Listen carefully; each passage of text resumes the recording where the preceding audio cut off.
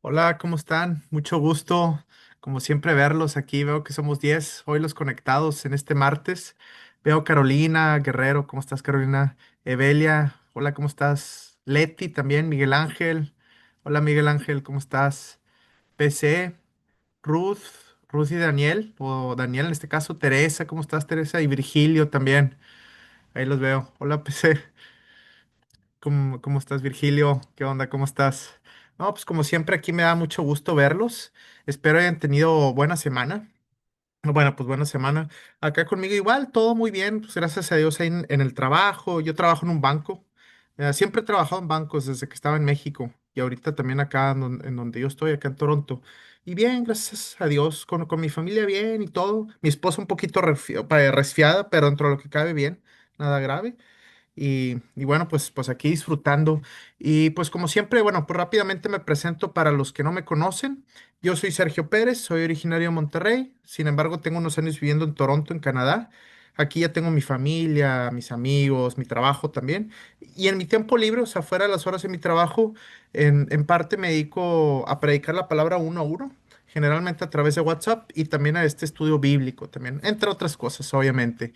Y pues como siempre me da mucho gusto. Aquí el objetivo de estos estudios bíblicos es leer el Evangelio primeramente, versículo por versículo, irlo explicando, irlo viendo, porque creo muy importante siempre lo que es el hecho de, de, de que sepamos lo que es la palabra de Dios y leerlo de manera vaya, directa la Biblia. Porque como sabemos, allá en internet y con las personas, así hay muchas ideas y muchos comentarios y a veces nos hace falta irnos directamente a la fuente. Como dicen, ¿qué fue lo que dijo Jesús exactamente sobre todo esto? Y eso siempre he creído que es muy importante.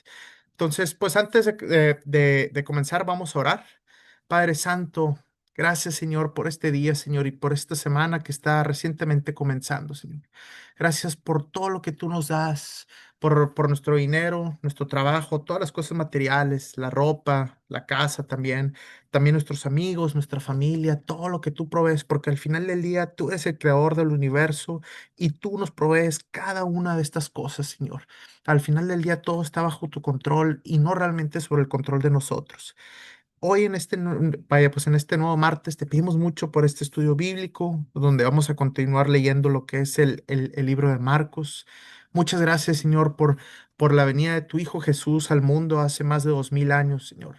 También por los apóstoles que estuvieron pues, contigo hace 2000 años también, que estuvieron ahí presentes en carne y hueso cuando tú estabas aquí en la tierra, Señor, que te pudieron conocer y que en base a esto tenemos los escritos de ellos, los testimonios de ellos, Señor, y que ahorita nosotros podemos disfrutar de tu palabra. Gracias, te pedimos nuevamente que abras nuestra mente y nuestro corazón para que podamos entender tu palabra. En el nombre de Cristo Jesús, amén y amén. Perfecto, pues voy como siempre aquí a compartir la pantalla.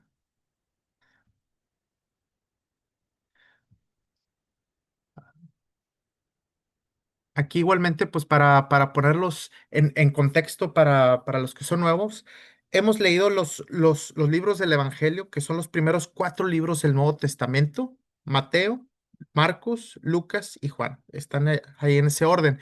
Son literalmente la evidencia histórica, la podemos decir así, la evidencia histórica de la vida de Jesús, lo que nosotros sabemos que dijo Jesús. Hay otras evidencias, otros libros fuera de la Biblia que también hablan de Jesús, que son libros no religiosos, tanto escritos por griegos como por judíos. También hay evidencia de la vida de Jesús y de las cosas que él hizo fuera de estos libros que tenemos de la Biblia en sí, escritas en aquel entonces durante el primer siglo, o sea, durante los primeros 100 años desde que nació Jesús. Y sin embargo, estos son los cuatro libros que nosotros tenemos como evidencia más contundente, más clara de lo que es la vida. Cada uno escrito por diferentes personas. Mateo, que fue discípulo directo a Jesús, uno de los apóstoles. Marcos, él fue discípulo del apóstol Pedro. Entonces es como si fuera una segunda generación.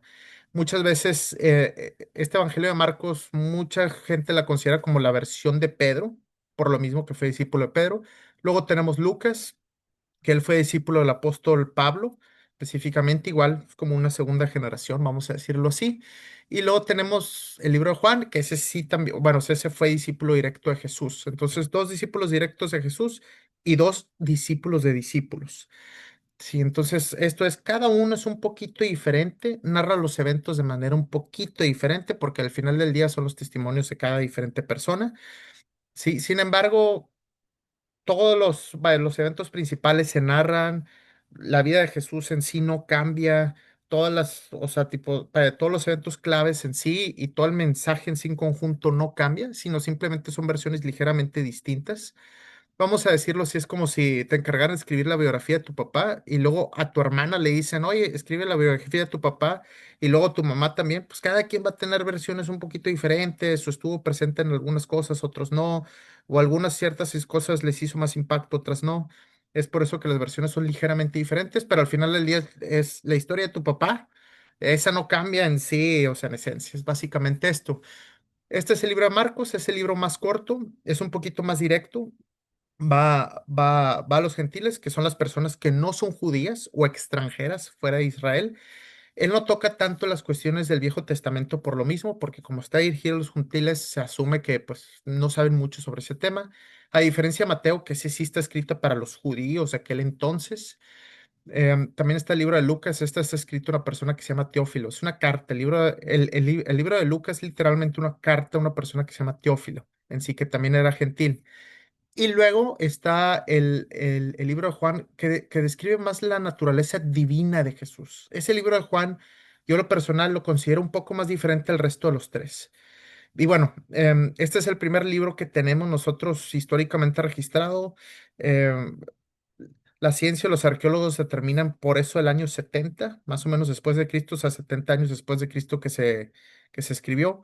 Nuevamente recalco, como todos los martes, muchas de las personas van a decir, oh, estos libros fueron escritos 300 400 años después de Cristo.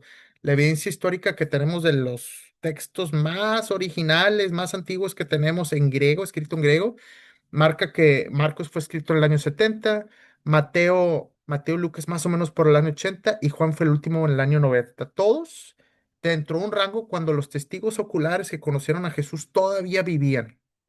Sí, todavía vivían, que eso es muy importante. Pero bueno, vamos a comenzar capítulo 11 de Marcos, versículo 1. Ya sabemos un poco el contexto. Obviamente Jesús ya había empezado su ministerio ya hace tiempo. Sí, ya había hecho varios milagros impresionantes, haber alimentado a 4,000, a 5,000 personas. Vaya, pues pudo resucitar lo que era una niña que ya había fallecido y que básicamente ya estaba en su funeral también. Curó a muchos paralíticos, a muchos enfermos también, a muchos ciegos también. Hizo muchísimos milagros. También pudo controlar, vaya, lo que era el clima, la tempestad del mar allí también. Entonces, ya hemos hecho mucho. Los fariseos estaban en contra de Jesús porque iba en contra de todas esas tradiciones judías que había en aquel entonces, como el hecho de que no hiciera nada en el sabbat, que era un sábado específicamente, y Jesús como que estaba predicando, estaba haciendo milagros. Últimamente los fariseos eran muy cuadrados, era mucho seguir la ley religiosa, pero también fuera de eso, que fueran cuadrados, realmente no era lo malo era su corazón. Eran personas muy orgullosas, de alta sociedad, sí, donde abusaban un poquito de la gente, eran muy creídas, vamos a decirlo así. Seguían mucho la ley, pero sin pensar mucho en los demás, sin pensar en lo que era importante que decía Jesús, como era el amor, el entendimiento. Pero bueno, vamos a ver ya un poquito cómo se va, vamos a decirlo así, como concluyendo un poco o iniciando la conclusión del ministerio de Jesús. La entrada vaya, pues la entrada de Jesús en Jerusalén, versículo 1. Mientras Jesús y los discípulos se acercaban a Jerusalén, ¿sí? Llegaron a las ciudades de Betfagé y Betania, en el monte de los Olivos. Jesús mandó a dos de ellos que se adelantaran. Ujú. Vayan a la aldea que está allí, les dijo. En cuando entren, verán a un burrito atado que nadie ha montado jamás. Desátenlo y tráiganlo aquí. Si alguien les pregunta, ¿qué están haciendo? Ujú. Simplemente digan, el Señor lo necesita y Él lo devolverá pronto. Entonces, bueno, fue una especie como de milagro, entre comillas, como muy genuino, que pidió pues, a dos de sus discípulos que se adelantaran, que entraran a la ciudad, al primer burro atado que vieran, que lo recogieran y que simplemente dijeran, el Señor lo necesita y Él lo devolverá pronto. Pero vamos a ver qué sucede. Los dos discípulos salieron y encontraron un burrito en la calle, atado frente a la puerta principal. Mientras lo desataban, casi, casi imagino que como si se los estuvieran robando, casi, casi, estaban desatando el animal. Algunos que estaban ahí les preguntaron, ¿qué están haciendo? ¿Por qué desatan ese burrito? O sea, ¿por qué se lo están llevando? ¿Qué están haciendo? Ellos contestaron lo que Jesús había dicho y se les dio permiso para llevarlo. Dijeron, no, está bien, si el Señor lo necesita, perfecto, está bien. Así que llevaron el burrito a Jesús y pusieron sus prendas encima, y él se sentó allí. Muchos de la multitud tendían sus prendas sobre el camino delante de él. Obviamente Jesús ya había agarrado muchísima fama ya durante ya los pues, par de años que ya estaba en su ministerio. Creo que recordemos que su ministerio, cuando estuvo predicando la palabra, fueron 3 años específicamente. No fue mucho tiempo. Fue más o menos de su año 30 de vida a su año 33. Ujú. Entonces, vaya, estaban echando las prendas sobre el camino delante de él, otros extendían ramas frondosas, sí, que habían cortado los campos. Jesús estaba en el centro de la procesión y la gente que lo rodeaba gritaba, alaben a Dios, bendiciones al que viene en el nombre del Señor, bendiciones al reino que viene, el reino de nuestro antepasado David. Los judíos lo empezaron a reconocer un poquito como el descendiente de David. Recordemos, y ahí viene especificado en el libro vaya, pues, de Mateo y de Lucas, que Jesús viene de la descendencia de David, descendencia directa. En otras palabras, viene lo que son las diferentes generaciones. Y viene ahí que su padre, bueno, el papá, bueno, pues su padre terrenal, que era José, era descendiente de David. Y como las descendencias se iban pues a través de los hombres, Jesús era descendiente de David en este caso. Alaben a Dios en el cielo más alto. Así Jesús llegó a Jerusalén y entró en el templo. Después de mirar todo detenidamente a su alrededor, salió porque ya era tarde. Después regresó a Betania con los 12 discípulos. Recordemos que los 12 principales discípulos, ahí los apóstoles, pues eran vaya, los más cercanos. Y luego viene algo particular. Jesús maldice la higuera.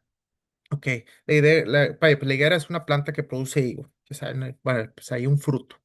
Y vamos a ver exactamente qué pasa, porque esto que sucede es un evento raro, vamos a decirlo así, pero sí tiene una clara explicación. A la mañana siguiente, cuando salían de Betania, Jesús tuvo hambre. Vio a cierta distancia que había una higuera frondosa, así que se acercó para ver si encontraba higos, o sea, el fruto. Pero solo tenía hojas, porque aún no había comenzado la temporada de los higos. Entonces Jesús dijo al árbol, que nadie jamás vuelva a comer fruto tuyo. Y los discípulos lo oyeron. Entonces, como que él maldijo a esa planta en particular. Sí. Y esa planta luego la vamos a ver que se seca. Pero vamos a ver un poquito qué sucede con esto.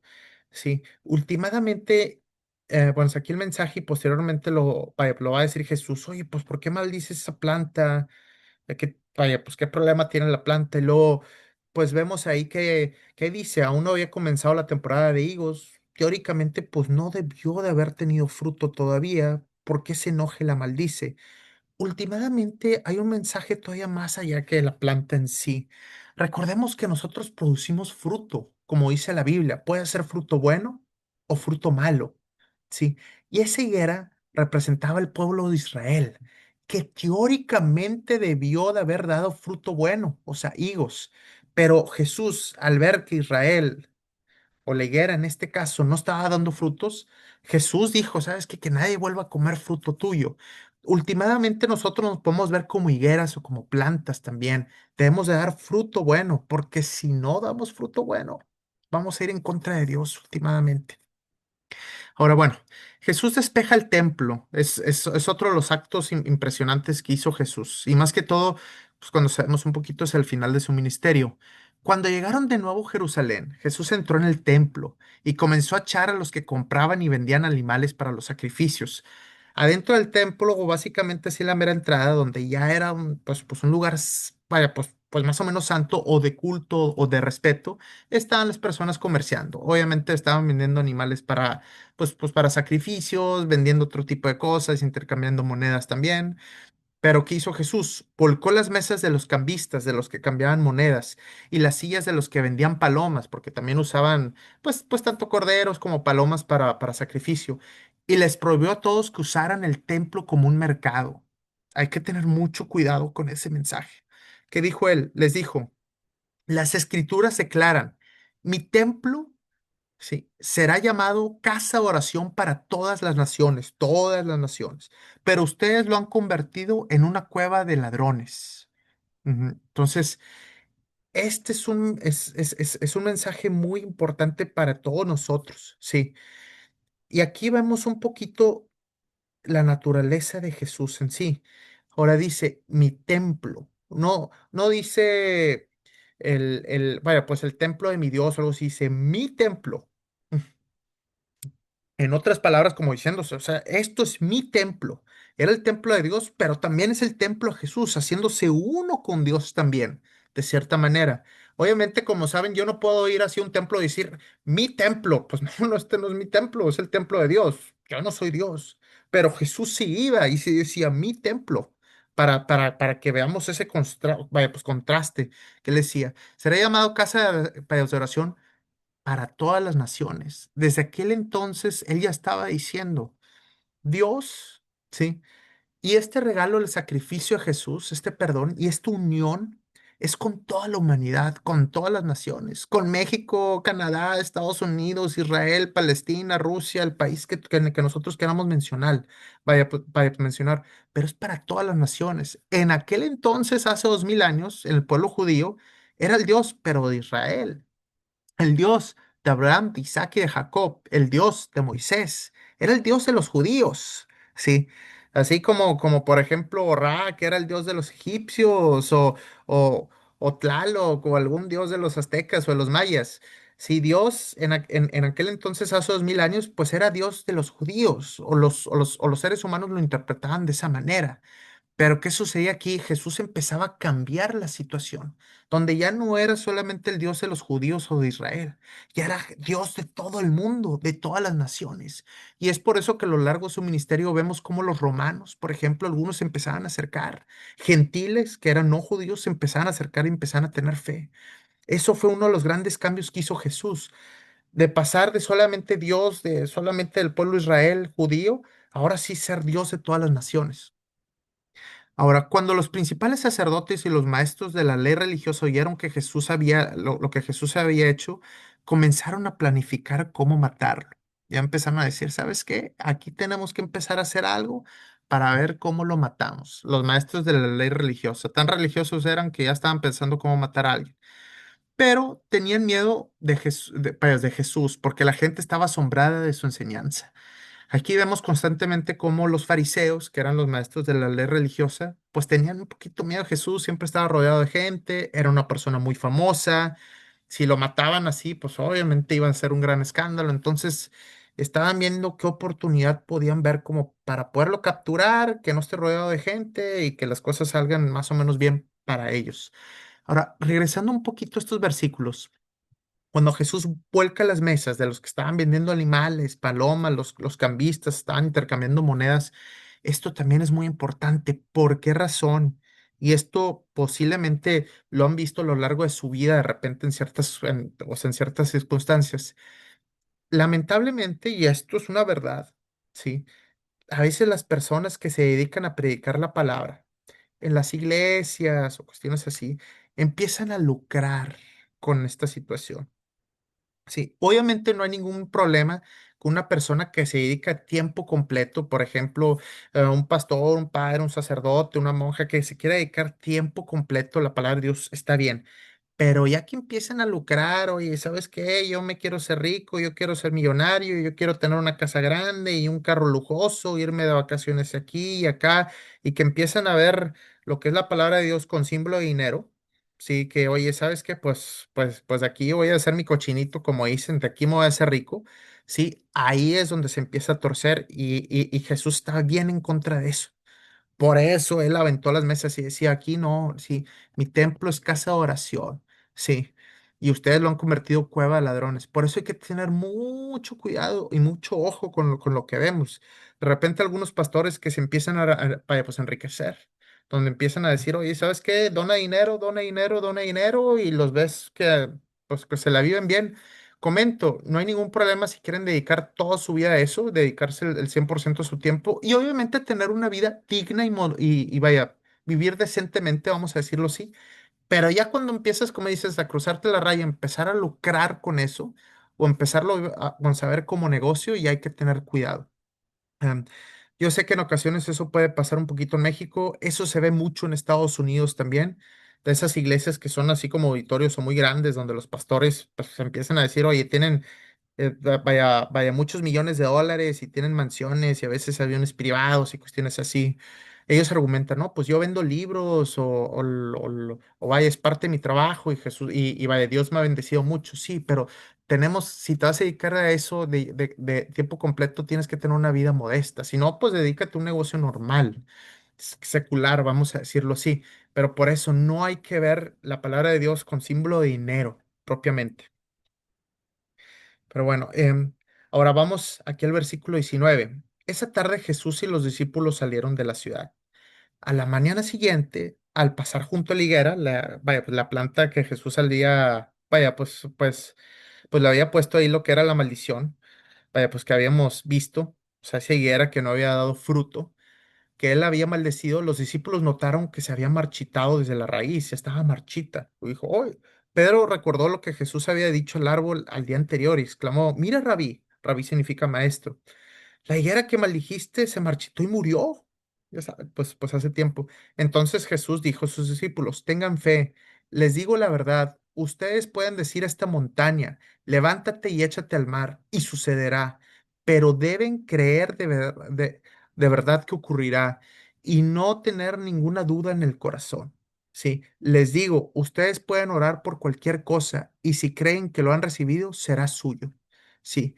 Cuando estén orando, primero perdonen a todo aquel contra quien guarden rencor, para que su Padre que está en el cielo también los perdone a ustedes sus pecados.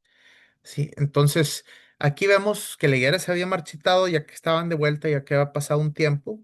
Jesús les dice, tengan fe, y cuando tengan fe, tengan completamente la creencia bien dura. Sabemos, y yo estoy seguro que a todo mundo les ha pasado, que de repente empiezan a tener ciertas dudas o no creen que va a suceder, pero debemos de tener nuestra fe bien centrada, ¿sí? Y luego Él dice, ustedes pueden orar por cualquier cosa y si creen que que la han recibido, será suya, ¿sí? Siempre y cuando sea la voluntad de Dios, claro recalcar, pero debemos de tener fe en este caso.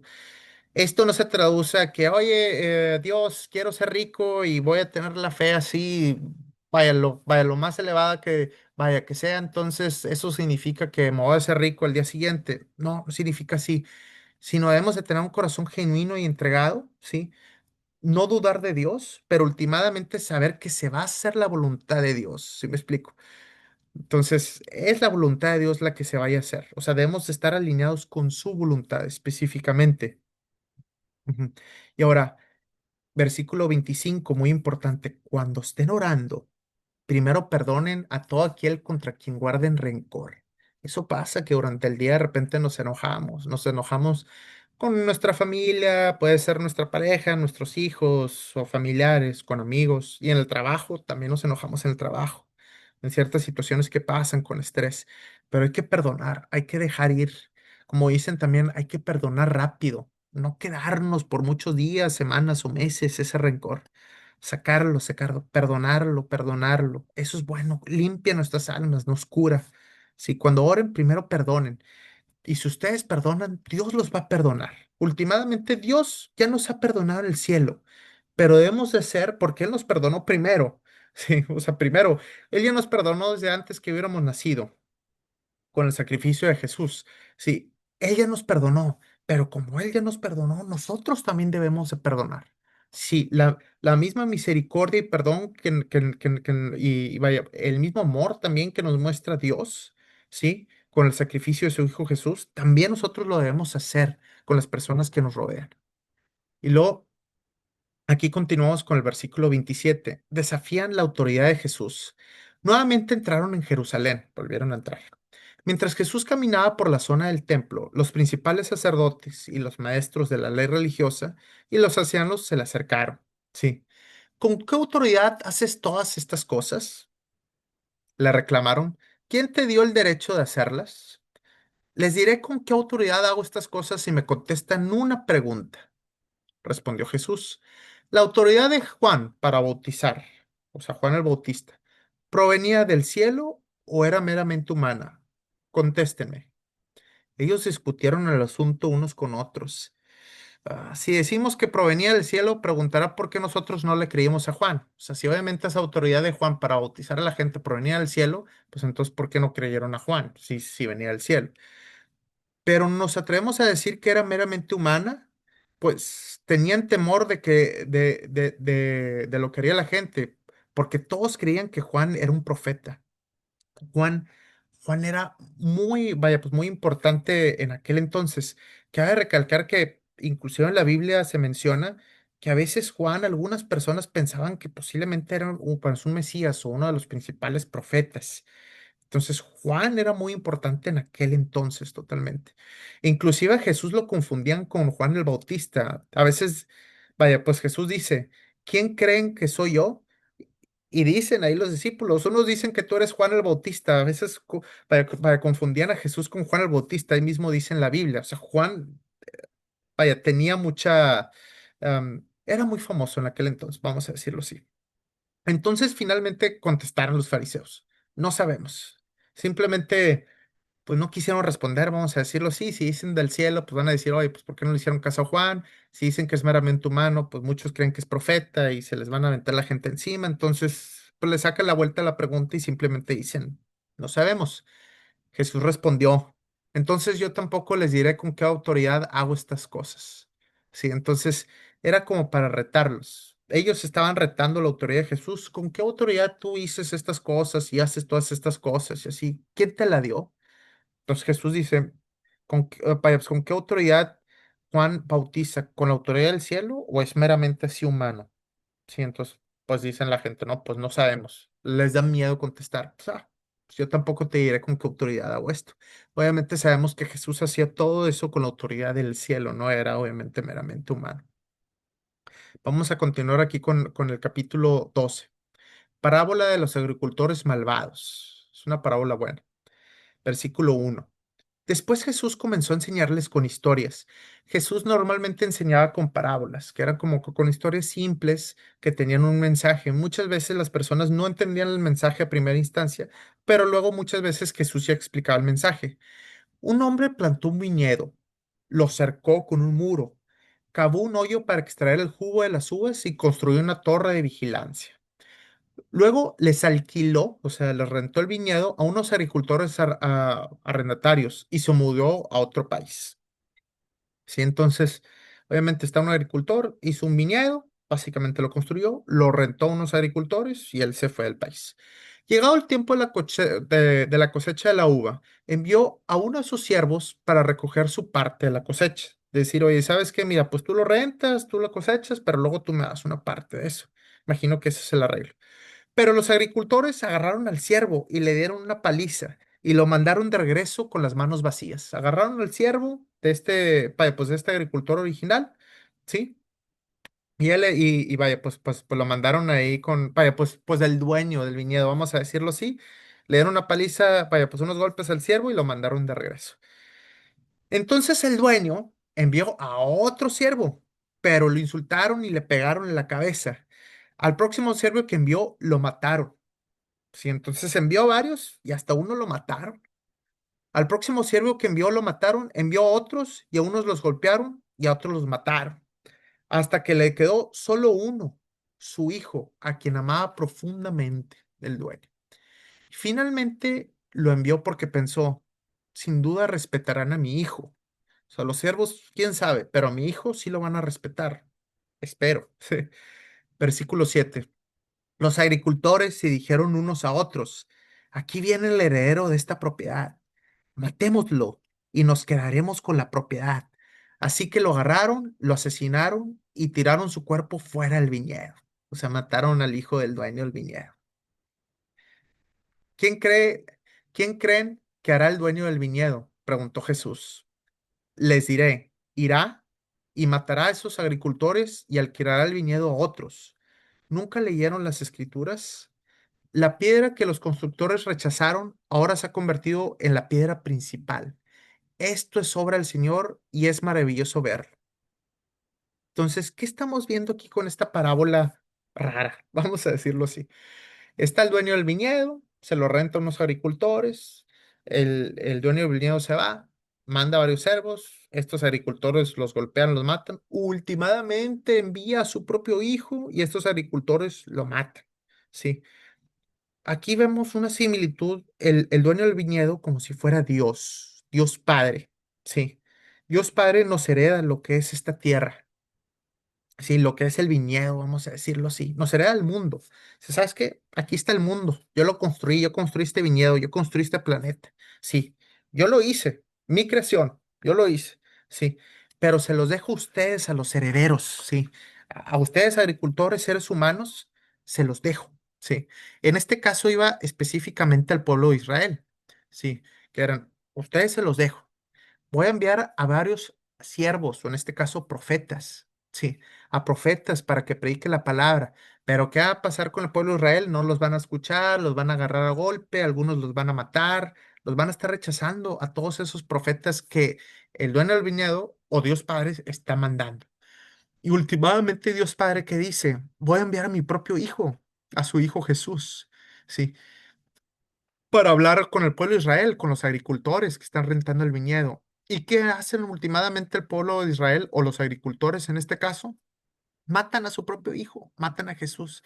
Entonces Jesús de alguna manera estaba explicando cómo estaba funcionando esto donde Dios heredó la tierra al pueblo de Israel. Israel nunca quiso escuchar, nunca quiso escuchar. Maltrataba a todos los profetas que enviaba Dios a lo largo de los miles y miles de años, de los cientos de años. Últimamente manda a su propio hijo, o sea, Dios Padre manda a su hijo Jesús, ¿sí? Y últimamente lo crucifican, ¿sí? Entonces, ¿qué crees que va a dar? Entonces, bueno, Dios dice, Jesús dice, últimamente al pueblo pues, de Israel eran los herederos de la tierra, pero ahora ya va a ser herederos cualquier agricultor que quiera usar el viñedo, pero para servir al dueño del viñedo.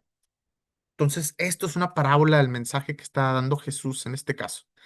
L- Los líderes religiosos querían arrestar a Jesús porque se dieron cuenta de que contaba esa historia en contra de ellos, y más que todo específicamente a los líderes religiosos. Pues ellos eran los agricultores malvados, pero tenían miedo de la multitud, así que lo dejaron y se marcharon. Entonces ya sabemos que los fariseos, o en este caso aquí como dice, parece esta versión, los líderes religiosos, ya tenían mucho pique con Jesús, ya estaban pensando en cómo matarlo, ya tenían los pelos de punta, sí, de cierta manera, pero andaban viendo en qué huequito, en qué oportunidad pudieran matarlo, pudieran capturarlo. Y aquí viene otra de las enseñanzas, los impuestos para el César. Versículo 13. Después los ancianos enviaron a algunos fariseos y partidarios de Herodes, Herodes bueno, es el rey ahí local, para hacer que Jesús cayera en la trampa de decir algo por el cual pudiera ser arrestado. Obviamente los fariseos andaban viendo, oye, ¿cómo lo podemos arrestar? Que haga algo ilegal ante el pueblo, ante la ley de Roma, algo que quebrara la ley para que lo pudieran arrestar. Entonces, pues era lo que estaban intentando hacer. Entonces, obviamente vienen los fariseos para tenderle una trampa, a ver si cae. Maestro, dijeron, sabemos lo honesto que eres. Sí. Eres imparcial y no tienes favoritismos. Enseñas con verdad el camino de Dios. Ahora dinos, ¿es correcto que paguemos impuestos al César o no? Al César que era pues el emperador de todo el imperio romano. Obviamente el César no estaba ahí, vaya, pues, propiamente Israel, como todo imperio grande tenían a sus gobernadores locales. En este caso uno de ellos era Herodes, otro de ellos era también Pilato en sí. Entonces, bueno, pues César era el emperador, pero bueno, pues decían, oye, ¿qué onda? Entonces, ¿tenemos que estarle siguiendo pagando impuestos al César, al imperio romano o no? ¿Qué? Entonces, era una pregunta capciosa. ¿Debemos o no pagarlos? Ujú. Jesús se dio cuenta de su hipocresía y dijo, ¿por qué intentan atraparme? Muéstrenme una moneda romana y les diré. Cuando se la dieron, que era un denario, les preguntó, ¿a quién pertenece la imagen y el título grabados en la moneda? Al César, tenía la cara del César ahí, como nuestras monedas que tienen el águila, el sol, o así, o alguna cara, o sea, en algunas bueno, otras monedas de otros países. Al César contestaron, bien, dijo Jesús. Entonces den al César lo que le pertenece al César y den a Dios lo que le pertenece a Dios. Su respuesta los dejó totalmente asombrados. En otras palabras, Jesús le pudo sacar la vuelta a esa trampa que les dijo. ¿Por qué razón? Porque era bueno, es una pregunta de doble filo, que había dos respuestas. Sí, si decía, no, pues deben de pagar los impuestos al César solamente, si el pueblo judío a lo mejor se iba, pues como que, pues iba a decir, oye Jesús, nosotros creíamos que iba a ser el Mesías, nos ibas a liberar, según su cabeza, el imperio de Roma, pero nos estás diciendo que nos sometemos al imperio del César y como que se iban a ver un poquito cabizbajos. Y si decía lo contrario, no, no le deben de pagar impuestos al César, solamente seguir a Dios. Obviamente iba a quebrar lo que era vaya, la ley romana. Entonces, últimamente Jesús les dice, den al César lo que le corresponde al César y den a Dios lo que le corresponde a Dios. Últimamente también esta enseñanza aplica a nuestros días. ¿Por qué? Porque obviamente nosotros vivimos en un gobierno estructurado, ¿sí? Pues, por ejemplo, pues ustedes que viven en México, oye, pues hay un gobierno federal, gobiernos vaya, estatales, municipales, policía, militares, hay estructura, tenemos una estructura vaya, pues social. Y también nos dice Jesús, debemos de cumplir con nuestra estructura social, con nuestros impuestos, con nuestro gobierno, con votar, con todas estas cuestiones, estructuras humanas que tenemos. En aquel entonces era el Imperio Romano, allá en Israel hace 2000 años, y ahorita pues tenemos el gobierno de México y cuestiones así. Debemos de cumplir con nuestras obligaciones, nuestros impuestos, nuestras cuestiones como ciudadanos, nuestras responsabilidades. Ajá. Pero también debemos de cumplir con la de Dios. Entonces Jesús nos manda. Debemos de cumplir con las cuestiones humanas del gobierno, en la sociedad en la que nosotros pues nos encontremos, nuestros impuestos, nuestras responsabilidades y obligaciones, y también cumplir, obviamente, con lo que es la palabra de Dios, que obviamente son cosas un poquito diferentes, donde, oye, pues debemos de ser buenas personas, seguir los 10 mandamientos, hacer la voluntad de Dios, compartir la palabra. Obviamente eso va un poquito fuera del contexto gubernamental, pero últimamente hay que cumplir con las dos cosas. Discusión acerca de la resurrección. Versículo 18. Después se acercaron a Jesús algunos saduceos, líderes religiosos que dicen que no hay resurrección después de la muerte. Ujú. Le plantearon la siguiente pregunta. Maestro, Moisés nos dio una ley que dice, si un hombre muere y deja a una esposa sin hijos, o sea, una viuda sin hijos, su hermano debe de casarse con la viuda y darle un hijo para que el hermano del hombre, el nombre del hermano continúe. Esa era la ley judía de aquel entonces. Ahora bien, supongamos que había 7 hermanos en la misma familia. El mayor se casó y murió sin dejar hijos. Entonces el segundo hermano se casó con la viuda, pero también murió sin dejar hijos. Luego el tercer hermano se casó con ella. Lo mismo sucedió con los 7 y aún no había hijos. Entonces ya sabemos claramente, había una mujer, vaya, pues el hermano se casó con la mujer, pero se murió y la dejó sin hijos. Entonces el segundo hermano entra al quite, como dicen, aquí, pero se murió y lo dejó sin hijos, y luego el tercero, y llegaron los 7 y todos los 7 se murieron y quedó la mujer sola y sin hijos, sin herederos. Entonces, lo mismo sucedió con los 7 y aún no había hijos. Por último, la mujer también murió, pues todos murieron. Entonces, dinos, ¿de quién será esposa en la resurrección? Pues los 7 estuvieron casados con ella. Jesús contestó, y esto lo aclara él. El error de ustedes es que no conocen las escrituras y no conocen el poder de Dios. Pues, cuando los muertos resuciten, no se casarán ni se entregarán en matrimonio. En este sentido serán como los ángeles del cielo. Ahora bien, en cuanto a si los muertos resucitarán, ¿nunca leído acerca de esto en los escritos de Moisés y en la historia de la zarza ardiente? Muchos después de que Abraham, Isaac y Jacob murieron, Dios les dijo a Moisés, yo soy el Dios de Abraham, el Dios de Isaac y el Dios de Jacob. Por lo tanto, Él es Dios de los que están vivos y no de los muertos. Ustedes han cometido un grave error. Entonces Jesús aclara un poquito, pues este tema de la resurrección. Oye, pues cuando nosotros resucitemos, ¿con quién vamos a estar casados? ¿Con nuestra esposa o no? Y él dice, ya la cuestión del matrimonio, ya no se van a casar, ya no se van a entregar en el matrimonio. Jesús lo aclara. Ahora, hay que dejar esto bien claro, porque algunas gentes de repente se confunden. En este sentido serán como los ángeles del cielo. Ojo, no significa que vamos a ser ángeles tal cual. Sí, dice, en este sentido serán como los ángeles del cielo. En otras palabras, los ángeles del cielo no se casan entre ellos ni se dan en matrimonio. Cuando nosotros resucitemos, no nos vamos a casar y vaya, pues andar en matrimonio en ese sentido. Sí, porque algunas personas de repente interpretan ese último versículo como, entonces vamos a ser como ángeles del cielo. O sea, en ese sentido en específico, tal cual, pero no significa que nos convertamos en ángeles así. Ujú. Entonces, esto es algo que aclara a Dios un poquito lo que es esa, pues, vida después de esta vida carnal que vamos a tener. Sí, donde, oye, vamos, vaya, yo voy a seguir casado con mi esposa, cuestiones así, entonces ya no van a haber esos casamientos, ya no nos vamos a entregar en matrimonio. En ese sentido, vamos a ser parecido a los ángeles, vamos a decirlo así. Y últimamente, Dios es Dios de los que están vivos y no de los muertos. Últimamente, esa palabra de muertos se refiere a las personas que obviamente mueren, o sea, vaya, todos vamos a morir, obviamente, en este punto, pero si nosotros tenemos una fe genuina en Cristo y somos seguidores fieles de Cristo, vamos a vivir en Dios y Dios va a estar para nosotros. Pero los que no tienen esa fe, los que están muertos espiritualmente, vaya, no va a haber Dios para ellos. Entonces, él dice también, está ese Dios, el Dios de Abraham, de Isaac y de Jacob, es Dios de los vivos, sí, de las personas que van a estar vivas, que tienen esa fe en Jesús, pero no de los muertos, no de los que no tienen esa fe en Jesús propiamente. Y luego, el mandamiento más importante, versículo 28. Uno de los maestros de la ley religiosa estaba ahí escuchando el debate. Se dio cuenta de que Jesús se había contestado bien, entonces le preguntó, de todos los mandamientos, ¿cuál es el más importante? Jesús contestó, el mandamiento más importante es, escucha, oh Israel, el Señor nuestro Dios es el único Señor. Ama al Señor tu Dios con todo tu corazón, con toda tu alma, con toda tu mente y con todas tus fuerzas. Tajantemente ama a Dios con todo tu corazón, con toda tu alma, con toda tu mente y con todas tus fuerzas. Sí.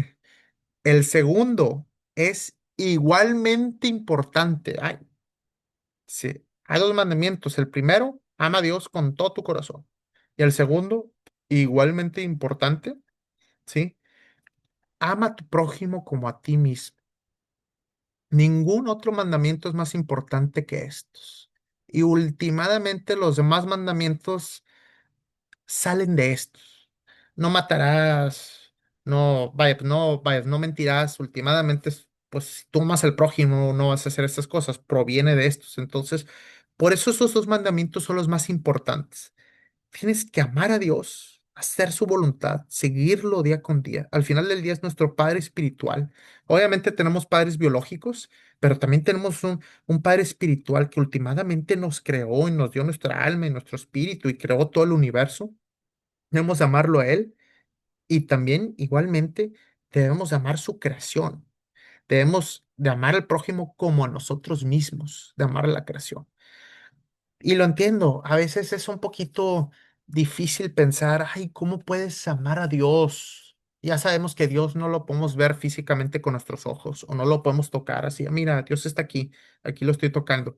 Sí, sí podemos orar, sí podemos sentir su presencia de cierta manera. Es un poquito difícil ese concepto de amar a Dios, pero últimamente seguirlo con nuestro corazón. Pero lo que sí es más palpable para nosotros, pues seres humanos pues, de carne y hueso, es amar a nuestro prójimo. A nuestro prójimo, pues sí lo podemos ver, sí lo podemos tocar, sí podemos hablar con él. Sí lo debemos amar los unos a los otros. Nuestra familia cercana, nuestra pareja, nuestros hijos, nuestros papás, nuestros amigos, nuestros colegas, nuestros colegas del trabajo. Nos debemos amarnos unos a los otros. Yo sé que muchas veces vamos a tener diferencias, discusiones, cualquier tipo de situación diferente, pero debemos de perdonarnos y amarnos los unos a los otros. Si debemos, si si sinceramente queremos a nuestro Padre, a nuestro Dios, vamos a creer, vaya, vamos a amarnos también los unos a los otros. Nosotros somos hijos de Dios, ultimadamente sus representantes en la tierra, creados a su imagen y semejanza. Si amamos a Dios, debemos de amar a los prójimos, que son últimamente hijos de Dios.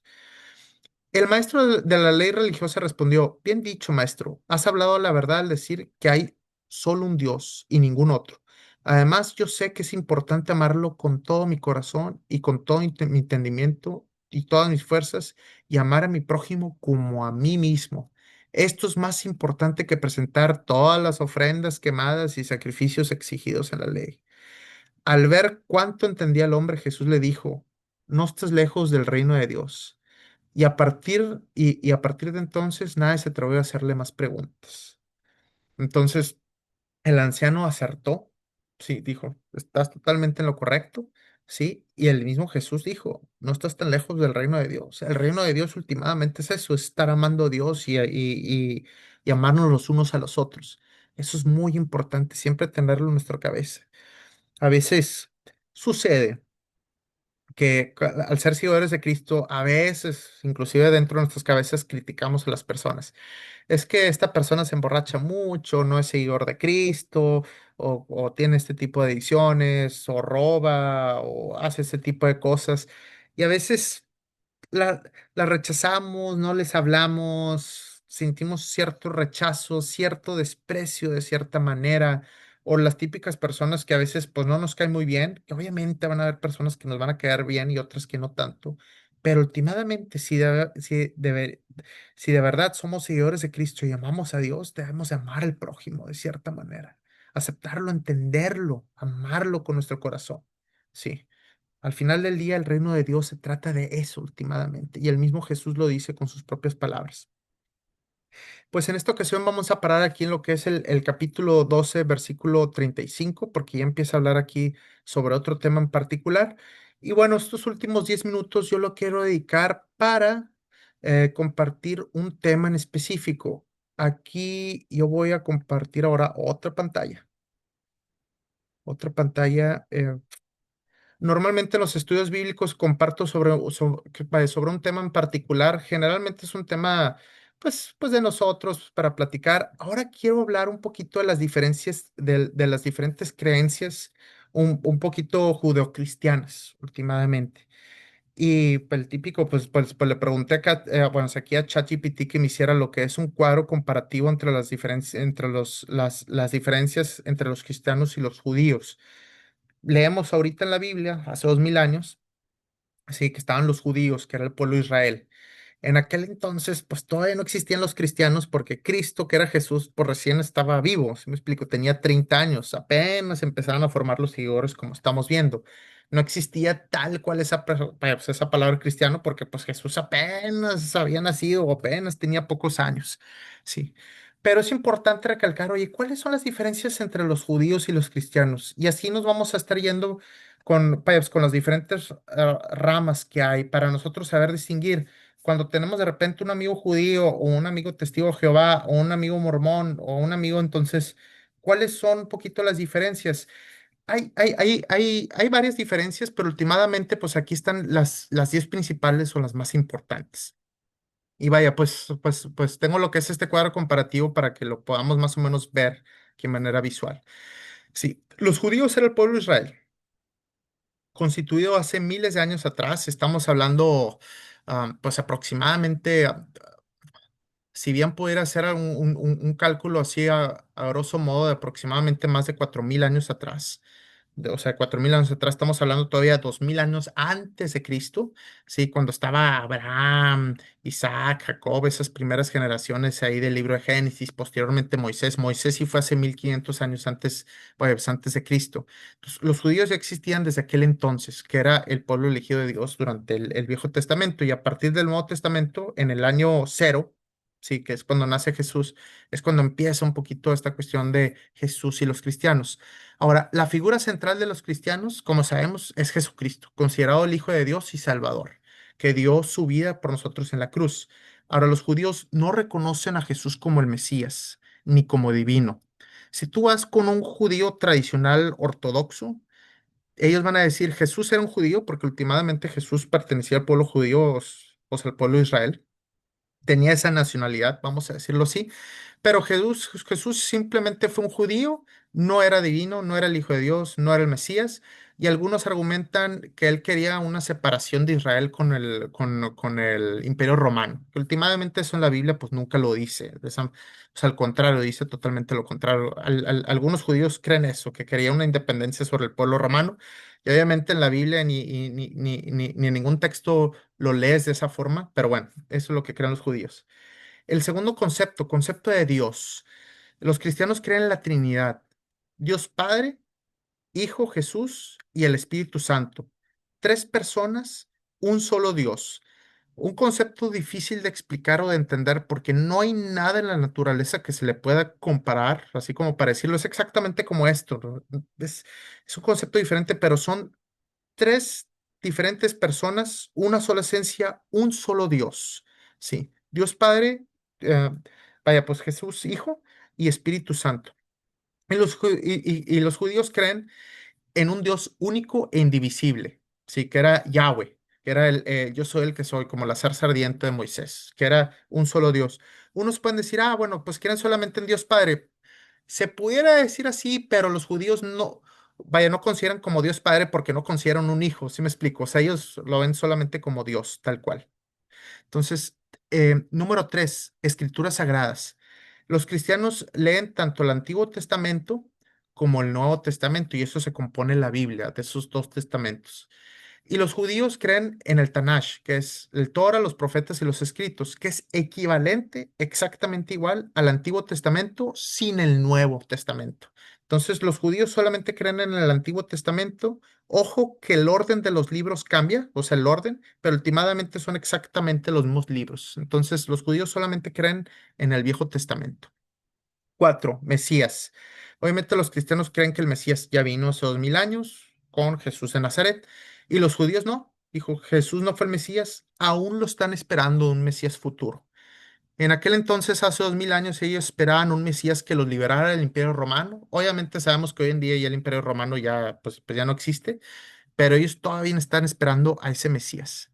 Sí, porque ellos creían que el Mesías iba a ser una persona fuerte, que los iba a liberar totalmente. Y Jesús, pues no los liberó del Imperio Romano, no fue así un rey que llegó con los ejércitos y que acabó con el Imperio Romano y vaya, exaltó el pueblo de Israel. Ellos tenían eso en la cabeza. Y Jesús dijo, yo vengo a traer un reino, pero no es un reino así de fuerza bruta, de escudos y espadas, es un reino de los cielos. Eso fueron conceptos diferentes que los judíos rechazaron. Cinco, camino de salvación. Los cristianos creen que es por la fe en Jesucristo y la gracia de Dios. La gracia que te la da a través del sacrificio que hizo Jesús. Porque bueno, últimamente es justicia. Oye, tú pecaste, tú debes vaya, pues, de pagar por tus pecados, pero como Jesús ya pagó por tus pecados, te doy la gracia. La gracia, que eso es algo dado, es como un regalo, te doy la gracia. No va a haber castigo para ti porque Jesús ya pagó por ese castigo. Y el camino de salvación de los judíos es obedecer la ley, que específicamente es el Torah, y realizar buenas obras. Día sagrado. Bueno, nosotros normalmente consideramos lo que es el domingo, que es el día de la resurrección de Jesús. Es un día sagrado. Y para los judíos, como lo podemos ver, inclusive pues vaya, pues en la Biblia, es el sábado, que es es el sabbat o el Shabbat, que es el día de descanso ordenado en la Torah, en el Torah. Y lugar de culto, obviamente los cristianos lo conocemos como iglesia, los judíos es la sinagoga, que es que es lo equivalente a la iglesia. Y líderes religiosos, la que las personas que los cristianos siguen son sacerdotes, pastores o ministros, y los judíos pues son los rabís o los rabinos, que es básicamente algo similar. Nueve, específicamente, los ritos principales que tienen los cristianos, el bautismo, sí, que es uno de o sea, los ritos principales y también lo que es la Eucaristía, la Santa Cena, la comunión, también como, vaya, pues como se le conoce, eso también es uno de los principales ritos. Obviamente los judíos tienen unos ritos diferentes, no tienen ese tipo del bautismo o de la Santa Cena. Ellos en la circuncisión, como lo dicen en el Viejo Testamento, si tú eres judío, vas a tener que ser circuncidado. Yo inclusive acá en Canadá conocí un chavo que se iba bueno, a casar con una chava judía y tuvo que ser circuncisado a sus 30 y tantos años. El Bat Sivat también, el Shabbat y otras festividades bíblicas también que tiene. Y bueno, las festividades más principales importantes es, pues, para los cristianos la Navidad, la Pascua, que específicamente vaya, pues, es la resurrección y y el Pentecostés. Y últimamente para ellos es la Pascua judía. La Pascua judía significa cuando Moisés y el pueblo judío salieron de Egipto. Eso significa para ellos lo que es la Pascua judía específicamente. y hay otros ahí también, vaya, festividades judías. Estos ya nos, y es un poco fuera del contexto religioso o el contexto de Dios, pero es para entender un poquito lo que son vaya, pues las diferencias. La diferencia principal, y en resumen, es que ellos no creen que Jesús haya sido el Mesías. Ellos aún, hoy, año 2025 aún están esperando por el Mesías. Ellos creen que el Mesías iba a ser un rey fuerte, importante, que iba a levantar lo que es el pueblo de Israel, que obviamente sabemos Jesús no fue específicamente ese rey fuerte, importante. Nosotros lo vemos más como algo espiritual, donde Él abrió lo que fue el reino de los cielos para nosotros a través de su sacrificio y su gracia. Y son básicamente, esas son las diferencias entre los judíos y los cristianos. Generalmente los cristianos respetan un poquito a los judíos por el tema de que, pues bueno, fueron el pueblo elegido de Dios, obviamente los conocemos en el Viejo Testamento. Últimamente Jesús salió de ahí, o sea, Jesús salió para lo que es el pueblo judío propiamente. Ujú. Entonces, de alguna manera, Dios ya lo sabía desde un inicio. De este pueblo judío va a salir el Mesías, Jesús. Y es por eso que respetamos todas esas bueno, pues, tradiciones de aquel entonces. Y pues simplemente esto es para darles un contexto de las diferencias. Ya posteriormente en otros estudios bíblicos vamos a dar diferencias de otras creencias también, ¿no? Creo importante pues para que tengan un conocimiento pues básico de pues de las diferentes creencias. Ok, bueno, si aquí Ana está haciendo una pregunta, déjame nomás veo por acá, es que la escribieron. Entonces, actualmente el Dios de los judíos y el Dios cristiano no es el mismo. Muy buena pregunta. Em, sí y no. No es una respuesta así tajante. ¿Por qué razón? Porque sí, obviamente, el Dios de los cristianos, pues es el Dios del Viejo Testamento también, que es el Dios de los judíos. Pero últimamente en el cristianismo lo interpretamos de la siguiente manera. Nosotros también tenemos el Nuevo Testamento que nos da una visión más amplia de lo que, vaya, pues de lo que es Dios propiamente. Nosotros ya vemos a Dios como la Trinidad, las tres personas, Dios Padre, Dios Hijo y Espíritu Santo. Y los judíos simplemente se quedaron con el Dios del Viejo Testamento, ¿sí? No aceptan bueno, pues al Hijo de Dios, a Jesús, ni tampoco el Espíritu Santo. Últimamente sí, en esencia desde el Viejo Testamento sí es el mismo Dios, pero ya últimamente si tú le preguntas a un judío y a un cristiano quién es Dios o cómo es Dios, las explicaciones van a ser diferentes. Y es por eso que es un sí y no. No es una respuesta así como dura una con la otra. Ahora voy a abrir lo que son los micrófonos para, pues para que ustedes puedan hablar. No sé si quieren hablar de este tema o cualquier otro tema que ustedes tengan duda en particular. Yo sé que son. Vaya, pues este martes lo hice así, pues para que podamos hablar un poquito más libremente de cualquier pregunta, duda o cualquier situación que ustedes quieran compartir.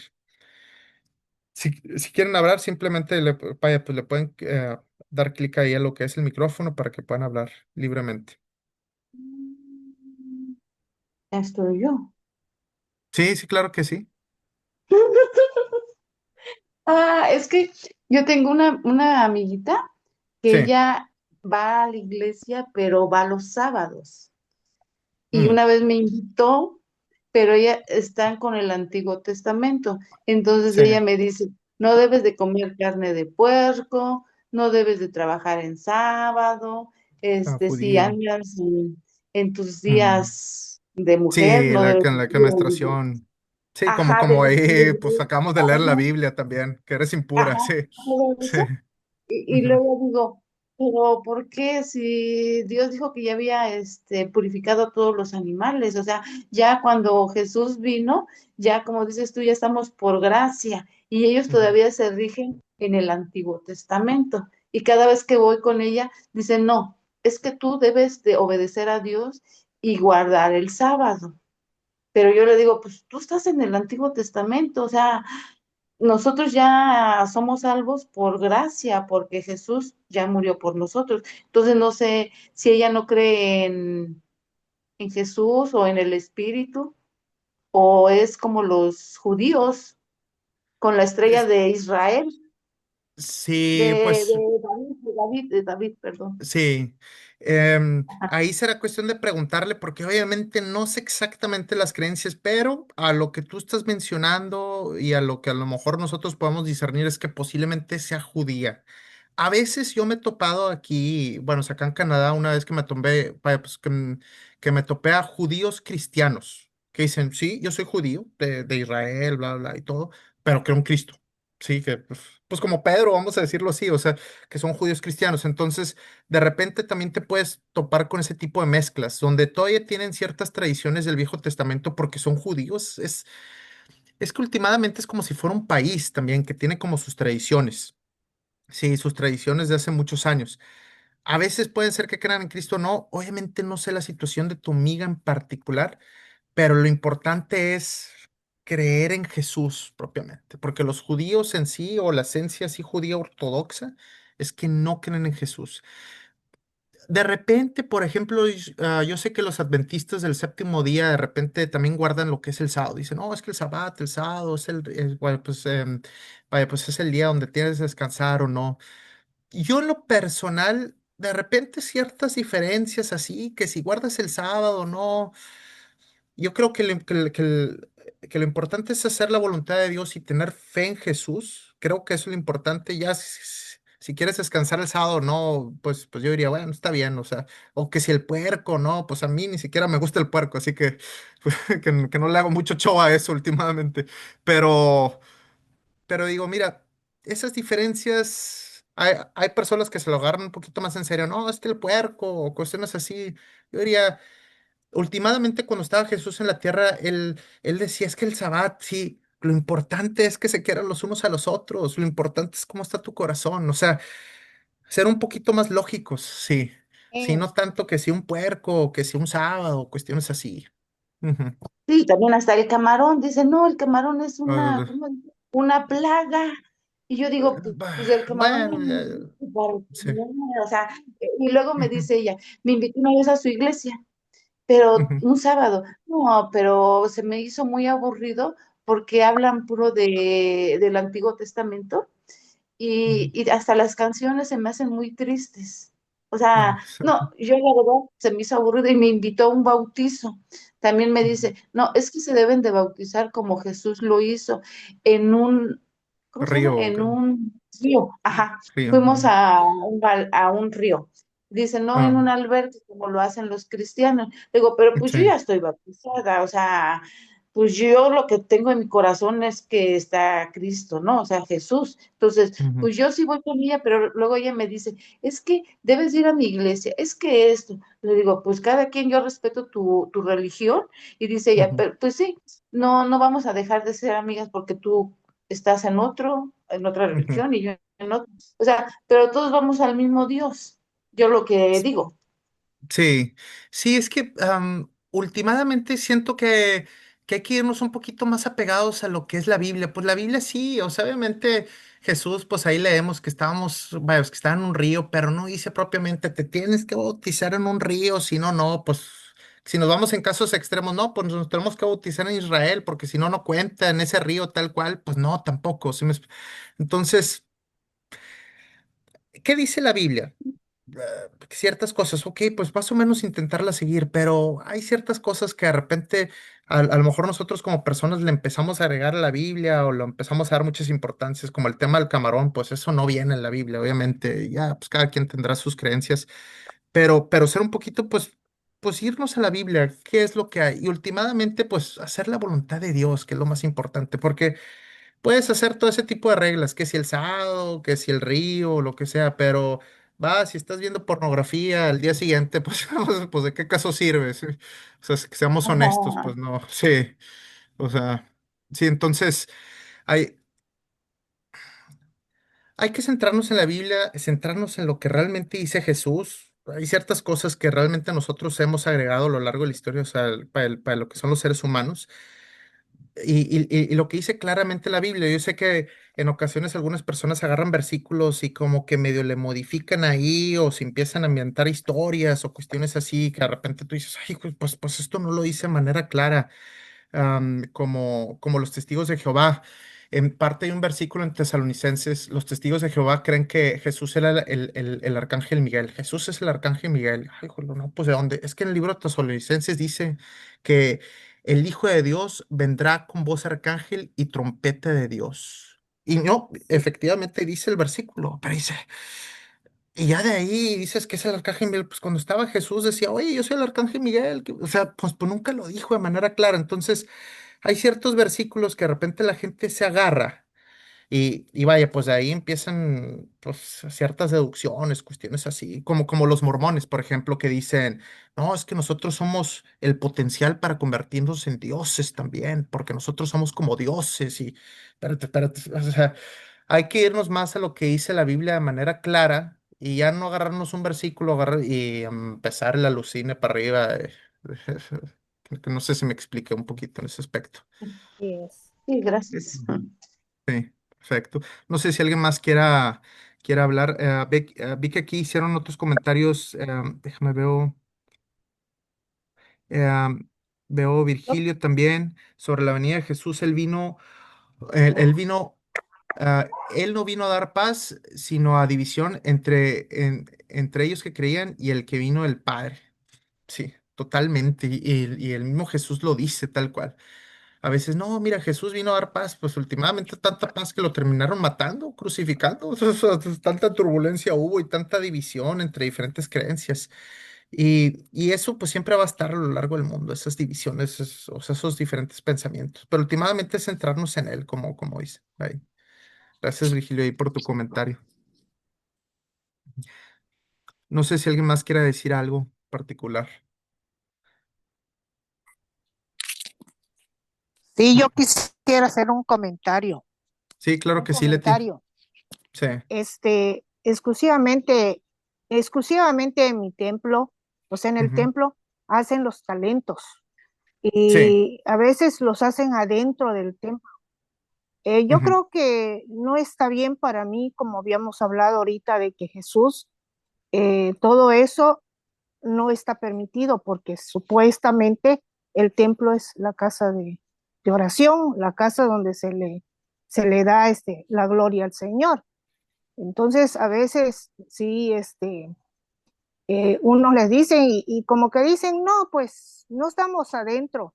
Sí, estás, aunque sean en la puerta del templo, yo creo que está mal, porque así como dice en Marcos, se había hablado ahorita de ujú. que pues es la casa de oración y hay que respetarla. ¿Usted cree que está así? Se hacen muchos talentos, ¿sí? O- Para ok. edificar más el templo. Pero yo tengo esa duda de que a veces le tomo mucha importancia a los talentos a que a la Al mismo enseñanza Jesús. de la palabra. Ajá. Yo me tengo que enfocar a muchos, a, a, si yo me tengo que enfocar aquí en el Facebook o en predicadores que más o menos te enseñan lo que es la palabra. Ujú. Y no, el pastor no se enfoca a lo que es la enseñanza de la palabra.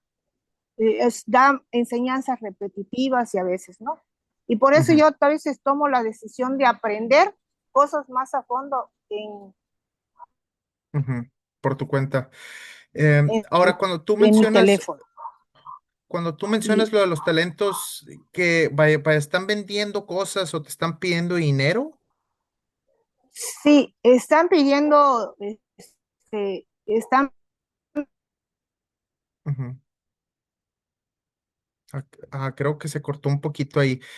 Sí he escuchado yo de repente y a ciertos veces temas. el pastor les tiene que decir, hey, hey, hey, Ujú. sí, Sí, sí, y más se fíjate que enfocan a lo que está cuando les sí. dice el pastor, hey, los que están allá afuera, Ujú, tienen que escuchar, tienen ujú, que hacer, y cuando realmente les dice que la Santa Cena tienen que estar acá, no ujú, enfocarse a las ventas, porque demás, porque otras personas se los dicen al pastor. No está Sí. bien lo que están haciendo. Sí, totalmente. Ahí pues, ya empiezas a tener discernimiento espiritual. Obviamente sabemos, sí, de manera lógica, cuando hay una congregación, una iglesia, obviamente pues cuesta dinero, oye, cuesta el lugar, a veces ciertas cosas cuestan, no todo va a ser 100% gratis o de que va a costar 0 pesos. Últimamente se ocupa algo de dinero para pues, que la bocina o alguna situación así, pero obviamente entendible. Últimamente lo único importante que debe haber es Jesús, es la enseñanza de la palabra, ¿sí? Y todas esas cuestiones de negocios y ventas y todo, pues como dice Jesús, aquí es escasa oración. Que la gente se aprovecha para, pues, para hacer ventas o promocionar cosas o sí. Yo alguna vez escuché a alguna hermana que dijo, es que yo voy a mi iglesia y vaya, pues me ponen a vender afuera comida y así, y me dicen, me piden más dinero, ahora tienes que vender más, y este domingo tienes, y la empiezan a presionar para vender más ahí. Comida porque pues el dinero va para la iglesia. Entonces empieza a haber signo de pesos, empiezan a ver la palabra de Dios, el templo con símbolo de dinero. Aquí hay dinero y aquí hay que vender y aquí hay que empujar y presionar. Y Jesús claramente lo dijo.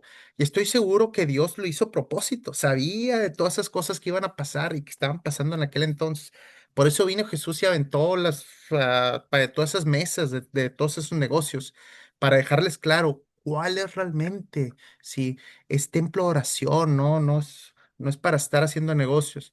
No hay ningún problema si tú de repente quieres dar algo de tu dinero para contribuir, pero abiertamente, sin presión y conforme a tu capacidad y si tú quieres, totalmente está bien. Pero ya cuando lo empiezan a ver con ojos de avaricia, que tú lo empiezas a notar claramente, pues ahí empieza a ver, Satanás empieza a meterse ahí con el tema ahí de la avaricia. Sí, hay que tener mucho cuidado con esos temas. Ujú, Así es.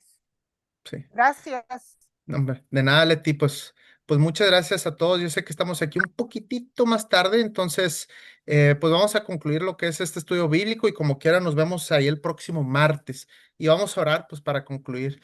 Padre Santo, gracias Señor por estas enseñanzas del libro de Marcos, Señor, por estas enseñanzas de los templos, Señor, de voltear esas mesas cuando las personas quieren hacer negocio propiamente con su avaricia, con tu palabra y en tu templo, Señor, por la parábola de la higuera, Señor, también la parábola del agricultor, Señor.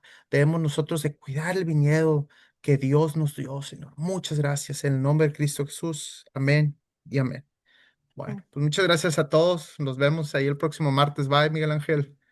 Bye, bye. Yo les, Todos, que les vayan bien.